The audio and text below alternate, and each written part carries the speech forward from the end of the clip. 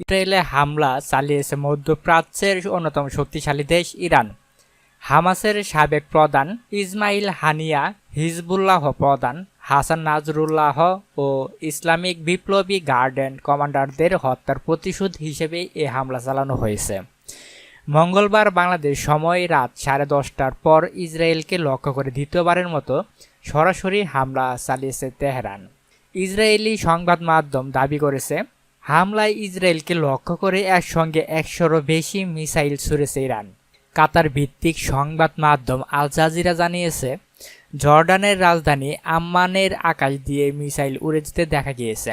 মিসাইলের কারণে জর্ডানেও সাইরেন বেজে উঠেছে।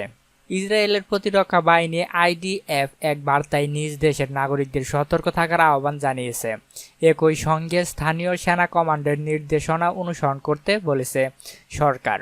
ইসরায়েলি নাগরিকদের উদ্দেশ্যে বার্তায় আরও বলা হয়েছে, সাইরেন শুনলেও অবশ্যই একটি সুরক্ষিত এলাকায় যেতে হবে এবং পরবর্তী নির্দেশ না দেওয়া পর্যন্ত সেখানে থাকতে হবে।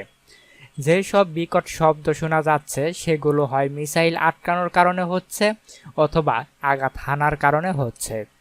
ইসরায়েলি বাহিনী লেবাননে সীমিত পরিসরে স্থল অভিযান শুরু করার পর তেল আবিব লক্ষ্য করে ক্ষেপণাস্ত্র ছুড়ল ইরান। প্রায় 1 বছর আগে ফিলিস্তিনের গাজায় হামলা চালায় ইসরায়েল। তাদের নির্বিচার বোমা হামলায় গাজায় 40,000-এর বেশি মানুষ নিহত হয়েছেন।